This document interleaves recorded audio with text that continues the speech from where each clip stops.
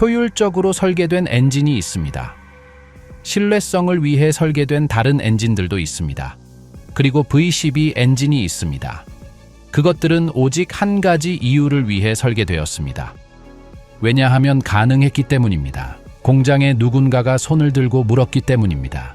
6기통 대신 12기통을 넣으면 어떨까요? 그리고 운송의 세계는 결코 이전과 같지 않았습니다. 우리 목록에 이 처음 6대의 트럭은 V12 세계로의 입문을 나타냅니다. 그것들은 가장 강력하지도 않고 가장 유명하지도 않지만 12기통이 미친 엔지니어들의 꿈 이상이 될 수 있음을 증명한 것들입니다. 그것들은 전설이 세워진 토대입니다. 시작합시다. 12번째 번호, 타트라 T813 콜로스, 체코슬로바키아 1967년부터 1980년까지. 1960년대의 체코슬로바키아에서 타트라의 엔지니어들은 매우 명확한 철학을 가지고 있었습니다. 그것은 누구의 규칙도 따르지 않는 것이었습니다. 세계의 나머지 국가들이 레더프레임 셰시와 순행식 엔진을 갖춘 트럭을 만드는 동안 그들은 중앙 튜브 구조와 흔들림 차축 개념을 개발했습니다. 그리고 그 괴물들을 움직이기 위해 특별한 엔진이 필요했습니다. 그렇게 해서 거대한 크기 때문에 콜로스라는 별명이 붙은 T813이 탄생했습니다. 그것의 심장은 17.6리터의 공냉식 V12 엔진이었습니다. 출력 면에서 270마력은 현대의 괴물들과 비교하면 농담처럼 보입니다. 하지만 타트라의 V12는 달리기 위해 만들어진 것이 아니라 밀기 위해 만들어졌습니다. 저회전에서의 토크는 너무나 잔인해서 포병 부대를 끌고 가거나 물이 객실까지 차오른 강을 건너거나 벽처럼 보이는 경사로를 기어오를 수 있었습니다. 그리고 그 소리는 독특했습니다. 미국식 V12의 깊은 포효가 아니라 멀리서 다가오는 프로펠러 비행기 소리 같은 금속성 운궁거림이었습니다. 체코 운전사들은 T813은 부서지는 것이 아니라 마모되는 것이라고 말했습니다. 그리고 마모되면 수리해서 계속 사용했습니다. 수십 년 동안 그것은 체코 군대와 불가능한 지형에서의 구조 작업의 중추였습니다. 오늘날 움직이는 것을 보는 것은 바퀴 위의 역사 한 조각을 듣는 것과 같습니다. 혈관에 물 한 방울 없이 공기로 숨을 쉬는 V12입니다. T813의 천재성은 중앙 튜브 샤예시에 있었는데 이는 밀폐된 강철 구조물 안에 변속기의 모든 부품을 보호하여 움직이는 부품들이 끼이지 않고 트럭이 진흙 위를 미끄러지듯 갈 수 있게 해주었습니다. 흔들림 차축은 각 바퀴가 놀라운 굴절 각도로 독립적으로 움직일 수 있게 하여 가장 깊은 도랑에서도 지면과의 접촉을 유지했습니다. 라디에이터가 없었기 때문에 엔진은 객실 중앙에 거대한 공간을 차지했으며 이로 인해 운전사들은 강렬한 열기와 대화를 불가능하게 만드는 귀를 멍하게 하는 소음 속에서 생활해야 했습니다. 그러나 바로 그 설계 덕분에 기본 도구만으로 전장 한복판에서 비상 수리가 가능했으며 콜로스를 극한의 온도나 기계적 방치도 두려워하지 않는 불멸의 거인으로 굳건히 만들었습니다. 11번째 번호, 마기루스 도이츠 232, 독일 70년대. 독일 또한 공냉식에 대한 집착이 있었고 마기루스 도이츠가 그 주요 대표자였습니다. 1970년대에 그들은 약 300마력을 내는 16리터 V12 엔진을 탑재한 중형 트럭인 231을 선보였습니다. 철학은 타트라와 같았습니다. 문제를 제거하기 위해 냉각 시스템에서 물을 없애는 것이었습니다. 라디에이터도 호스도 워터펌프도 없었기에 동결이나 과열의 위험도 없었습니다. 마기루스 도이츠 232는 50도의 기온인 사하라 사막에서도 아무렇지 않게 일할 수 있었습니다. 그리고 영하 50도의 시베리아에서도 동일한 신뢰성으로 일할 수 있었습니다. 그것의 금속성 포효는 유럽 도로에서 독보적이었습니다. 운전사들은 그것을 마실 필요가 없는 트럭이라고 불렀습니다. 실제로 생존을 위해 물이 필요하지 않았기 때문입니다. 단순함이 가장 큰 장점이었습니다. 부품이 적다는 것은 고장날 것도 적다는 것을 의미했습니다. 그리고 무언가 고장나면 수리는 간단해서 어느 정도 지식만 있는 정비사라면 누구나 할 수 있었습니다. 마기루스 도이츠 232는 당대 가장 강력한 트럭은 아니었지만 아마도 가장 신뢰할 수 있는 트럭이었을 것입니다.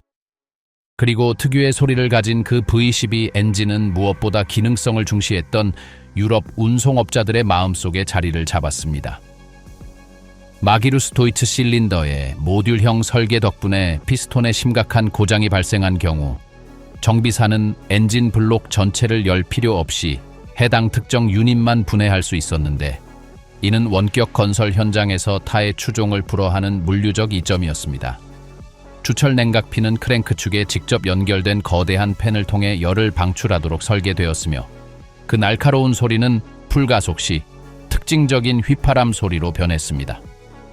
1970년대 스페인과 이탈리아에서 이 트럭들은 대낮의 태양 아래서 계기판에 경고등 하나 켜지지 않고 대리석 블록이나 자갈을 실어 나르는 능력 덕분에 불사신이라는 별명을 얻었습니다.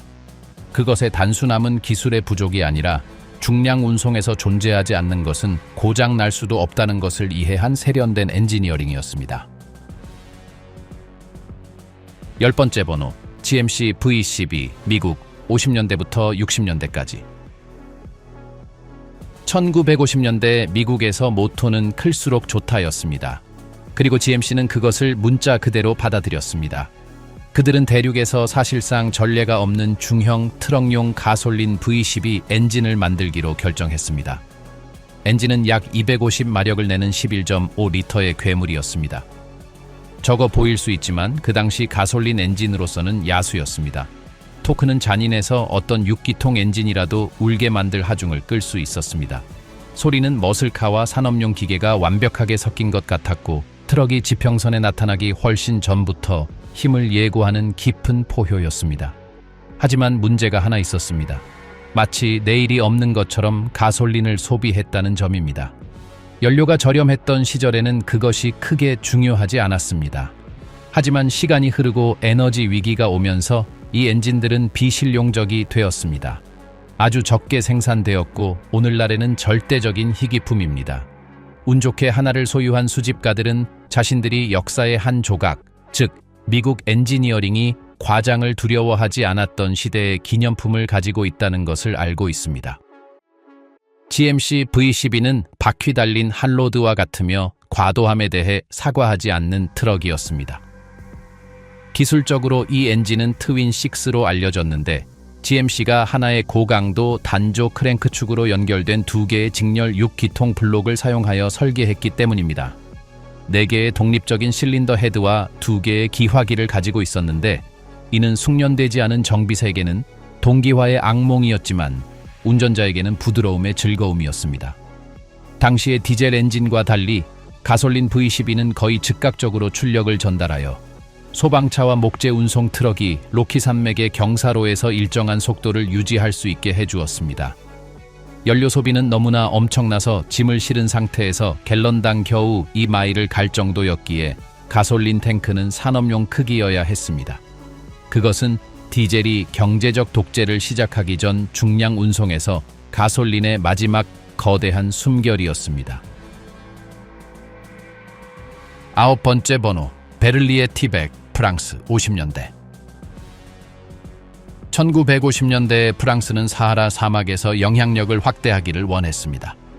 문제는 사막에는 도로가 없다는 것이었고, 모래 언덕 위로 중장비를 옮기기 위해서는 누구도 만든 적 없는 무언가가 필요했다는 점입니다. 프랑스 제조업체인 베를리에는 트럭이라기보다 바퀴 달린 건물에 가까워 보이는 괴물인 티백으로 응답했습니다. 그것의 28리터 디젤 V12, 엔진은 당시로서는 괴물 같은 수치인 600마력을 냈습니다.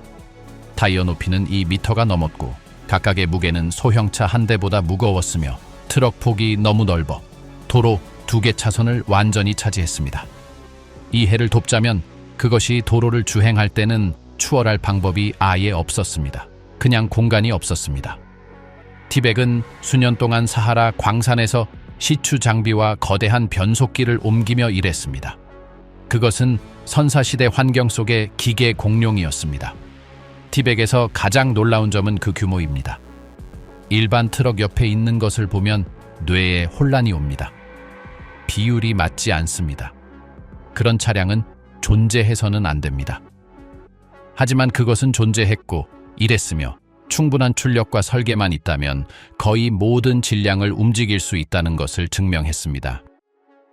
모래를 떨게 만드는 깊은 포효를 가진 그 V12는 그것이 작동하는 것을 볼 수 있었던 소수의 행운아들 사이에서 전설이 되었습니다. 티백의 조향 장치는 너무 무거워서 베를리에는 운전자가 팔이 부러지지 않고 핸들을 돌릴 수 있도록 조향 및 브레이크의 유압 펌프를 작동시키기 위한 전용이 기통 파나르 소형 자동차 엔진을 설치해야만 했습니다. 제동 시스템은 이 덩어리가 모래 언덕 위를 이동시키는 100톤의 총중량을 멈추기 위해 필요한 오일에 잠긴 멀티디스크를 사용했는데 이는 50년대의 최첨단 기술이었습니다. 내부 객실은 당시에는 절대적인 사치였던 에어컨을 갖추고 있었는데 이는 사하라의 50도 기온으로부터 승무원을 보호하기 위해 설계되었습니다. 티백은 단순히 트럭이 아니라 사막에 대한 프랑스의 주권 선언이었으며 지리적 고립이 28리터 엔진의 크기로 극복될 수 있음을 보여준 기계였습니다. 8번째 번호, 유클리드, 다양한 광산 모델 50년대부터 70년대까지. 유클리드는 20세기 광산업계의 거물 중 하나였습니다. 그들의 트럭은 거대하고 잔인했으며 오직 한 가지 일, 즉 흙과 광석의 산을 옮기기 위해 설계되었습니다. 그리고 그 산들을 옮기기 위해 그에 걸맞은 엔진이 필요했습니다. 유클리드는 거대한 이 행정 디트로이트 디젤 V12를 장착했는데 이는 별도의 장으로 다룰 가치가 있는 기계적 희귀품입니다. 최대 24리터의 배기량과 700마력 이상을 내는 이 엔진들은 진정한 야수였습니다. 이 행정 시스템은 일반적인 엔진처럼 매 두 회전이 아니라 매 회전마다 각 실린더가 점화된다는 것을 의미했습니다. 그 결과는 끊임없는 포효, 결코 끝나지 않을 것 같은 날카로운 웅궁거림이었습니다. 광산에서 유클리드의 소리는 작업의 배경 음악이었습니다. 여러 대가 동시에 시동을 걸면 땅이 떨렸습니다. 그들은 수십 년 동안 광산의 왕이었으며 오늘날 우리에게는 불가능해 보이는 하중을 옮겼습니다.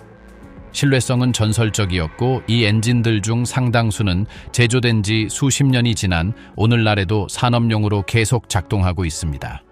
유클리드의 V12는 단순한 엔진이 아니라 순수한 힘만이 유일한 목표였던 시대의 엔지니어링 기념비입니다. 7번째 번호, 타트라 T815 V12, 체코슬로바키아 / 체코공화국 1983년부터 현재까지. T813의 진화형으로 이 첫 번째 장을 마무리합니다. T815는 이전 모델의 모든 장점을 가져와 개선했습니다.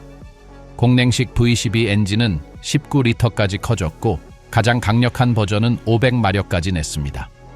중앙 튜브 셰시와 흔들림 차축은 더욱 정교해져서 T815를 불가능한 지형에서 더욱 유능하게 만들었습니다.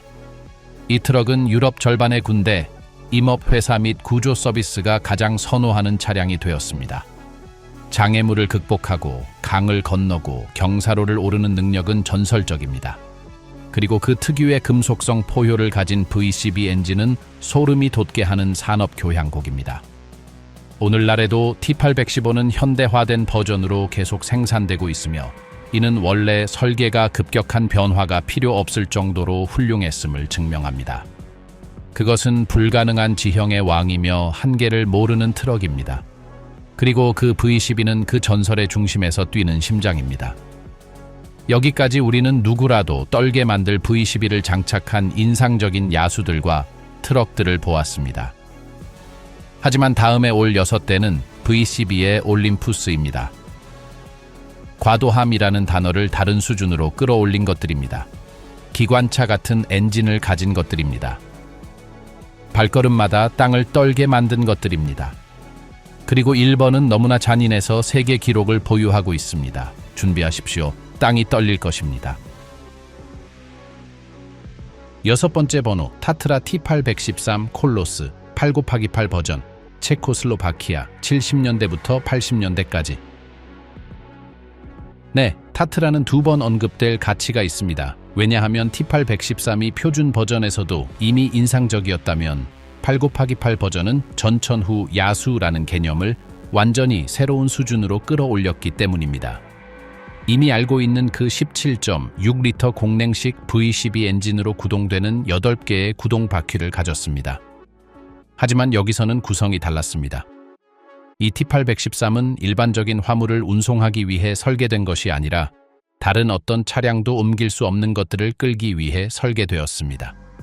무거운 포병 장비, 고장난 탱크, 군용 교량의 전체 모듈 같은 것들 말입니다. 그것은 순수한 힘의 트랙터였으며 지늘게 빠진 다른 차량들을 꺼내기 위해 설계된 군한 차량이었습니다. 그리고 그것을 놀라운 쉬움으로 해냈습니다. 체코 엔지니어들은 이 차량이 다른 어떤 트럭도 발을 들일 수 없는 지형에서 100톤까지 끌 수 있다고 계산했습니다. 8개의 구동 바퀴 시스템은 동력을 고르게 분산시켰고 흔들림 차축은 가장 불규칙한 표면에서도 각 바퀴가 지면과의 접촉을 유지할 수 있게 했습니다. 타트라 특유의 금속성 운궁거림과 함께 8개의 V12 실린더가 함께 작동하는 소리는 소름이 돋는 산업 교향곡이었습니다. 그것을 운전할 특권을 가졌던 운전사들은 그 느낌이 필설로 다 할 수 없었다고 말합니다. 그 100톤이 움직이기 시작하는 느낌, V12가 노력 없이 응답하는 방식, 다른 차들이 빠져 있을 때 트럭이 전진하는 방식을 느끼는 것 말입니다. T813 8곱하기8은 트럭이 아니라 불가능을 가능케 하는 트랙터였습니다. 그리고 그 V12는 그 전설의 중심에서 뛰는 심장이었습니다. 5번째 번호, 레이랜드 옥토퍼스 V12 버전, 영국 60년대. 레이랜드는 견고하고 신뢰할 수 있는 트럭으로 유명하지만 1960년대의 영국 엔지니어들은 완전히 다른 것인 V12를 실험하기로 결정했습니다. 그 결과는 V12 버전의 옥토퍼스였으며 겨우 몇 대만 생산된 절대적인 희귀 모델이었습니다.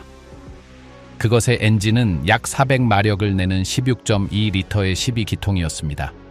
이는 당시로서는 존경할 만한 수치였습니다. 하지만 정말 인상적이었던 것은 출력이 아니라 토크였습니다. 그 V12는 어떤 6기통도 필적할 수 없는 위험으로 가장 낮은 회전수부터 밀어붙였습니다. 옥토퍼스 V12는 주로 예외적인 견인 능력이 요구되는 특수 용도에 사용되었습니다. 거대한 변속기, 산업용 기계, 초과 중량 화물의 운송 등이었습니다. 그리고 그 모든 작업에서 V12는 불평 없이 응답했습니다.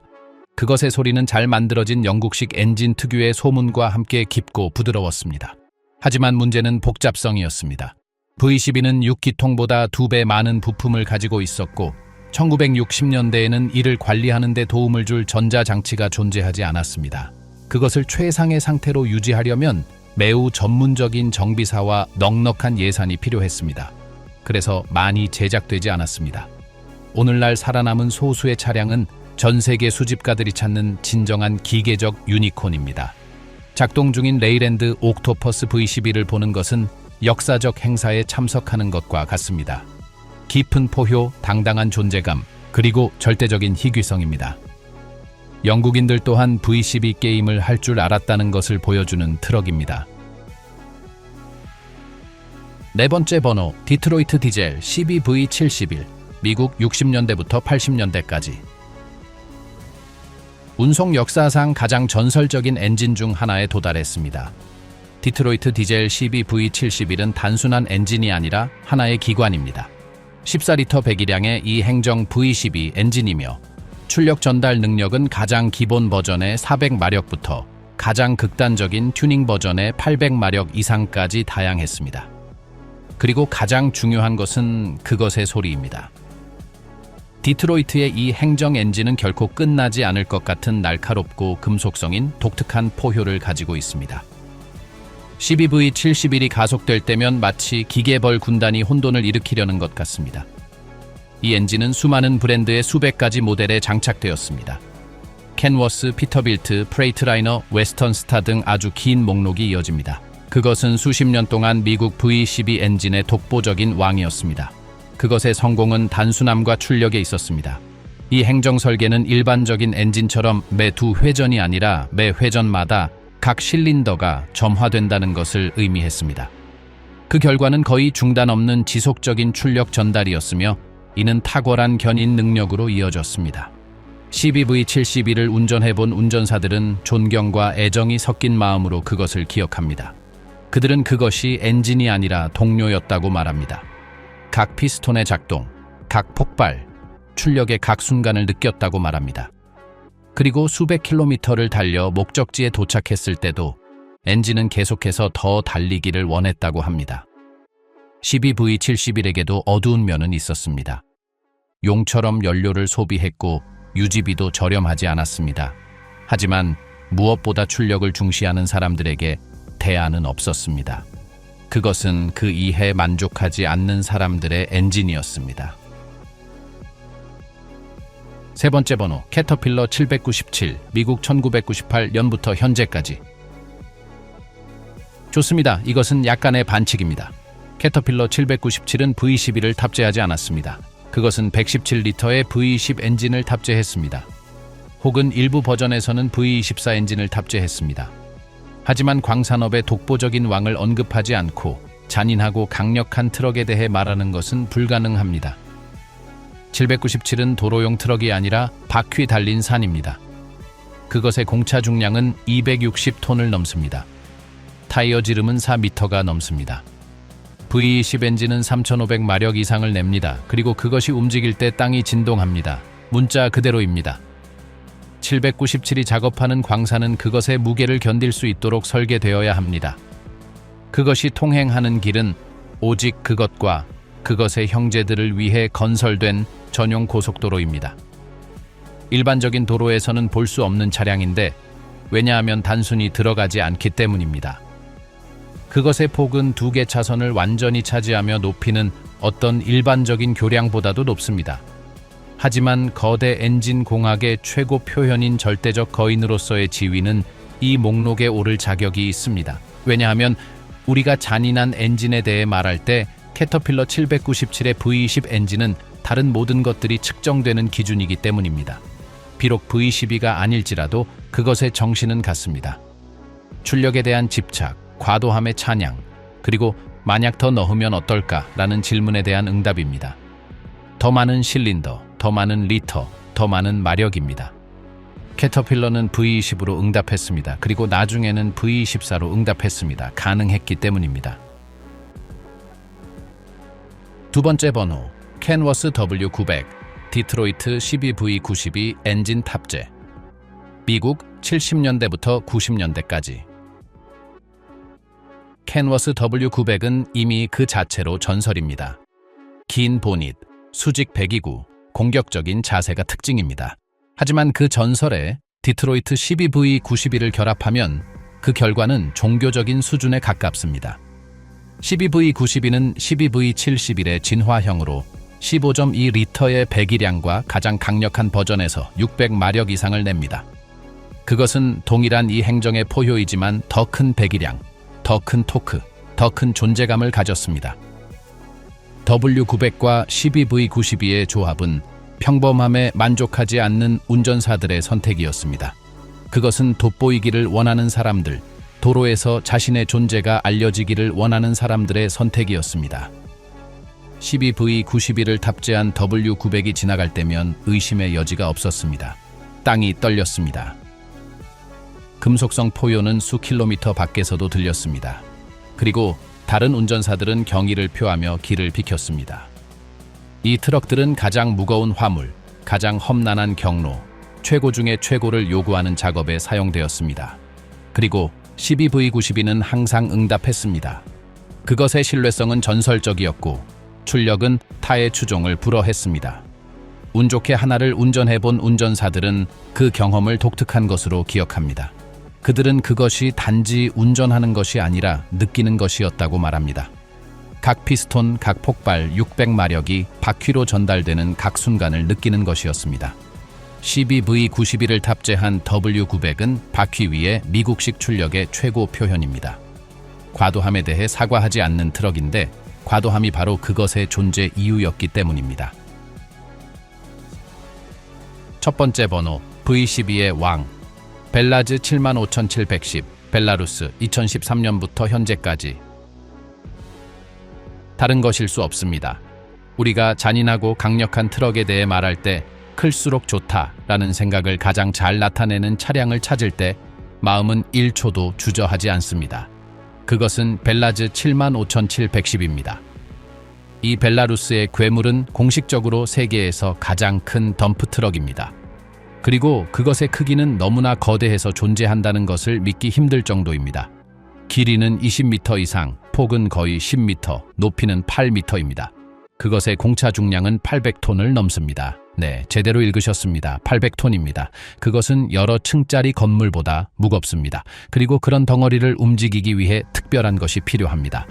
사실 벨라즈 75710은 양쪽에 하나씩 2개의 V16 엔진을 탑재하고 있으며 이 둘은 합쳐서 4600마력 이상을 생성합니다. 기술적으로 그것들을 합치면 V32일 것입니다. 하지만 V12가 사용된 버전과 구성이 있으며 그것의 정신은 같습니다.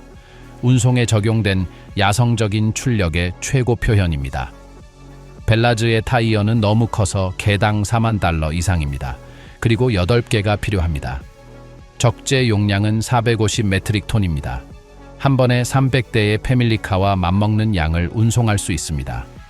그리고 그것이 움직일 때 땅이 진동합니다. 은유가 아닙니다. 그것이 작업하는 광산은 그것의 무게를 견디도록 특별히 설계되어야 합니다. 그것이 통행하는 길은 오직 그것을 위해 건설된 여러 차선의 고속도로입니다. 작동 중인 벨라즈 75710을 보는 것은 잊을 수 없는 경험입니다. 그것의 크기는 당신을 하찮게 느끼게 합니다. 그것의 포효는 당신을 떨게 합니다. 그리고 그것의 존재감은 산을 옮기는 일에 있어 인간의 공학에 한계가 없음을 상기시켜 줍니다. 그래서 벨라즈 75710은 V12의 독보적인 왕입니다. 비록 기술적으로 V12가 아닐지라도 그것의 정신은 같습니다. 출력에 대한 집착, 과도함의 찬양, 그리고 만약 더 넣으면 어떨까라는 질문에 대한 최종적인 응답입니다. 더 많은 마력, 더 많은 톤, 더 많은 존재감입니다. 벨라즈 75710은 트럭이 아닙니다. 움직이는 산입니다. 금속성 운궁거림으로 비행기처럼 보였던 공랭식 체코 트럭들부터 거의 존재하지 않는 실험적인 영국 트럭들, 야수처럼 포효했던 이 행정 미국 트럭들, 산을 옮기는 광산의 거인, 12V91을 탑재한 긴 보닛의 아이콘, 그리고 아파트 건물보다 무거운 이 벨라루스의 거상에 이르기까지 말입니다. 이들 모두는 공통점을 가지고 있습니다. 12기통 혹은 그 정신이 조화를 이루어 작동하며 소름이 돋게 하고 발걸음마다 땅을 떨게 만드는 기계적 교향곡을 만들어낸다는 점입니다. V12는 효율적인 구성도 아니고 경제적이지도 않으며 실용적이지도 않습니다. 그것은 과도함의 찬양이며 만약 더 넣으면 어떨까? 라는 질문에 대한 공학적 응답입니다. 그리고 이 12대의 트럭은 그 철학의 가장 좋은 본보기입니다. 그것들은 엔지니어들이 과장을 두려워하지 않았던 시대, 기업들이 논리에 도전하는 것들을 과감히 만들었던 시대, 클수록 좋다가 슬로건이 아니라 삶의 방식이었던 시대를 나타냅니다.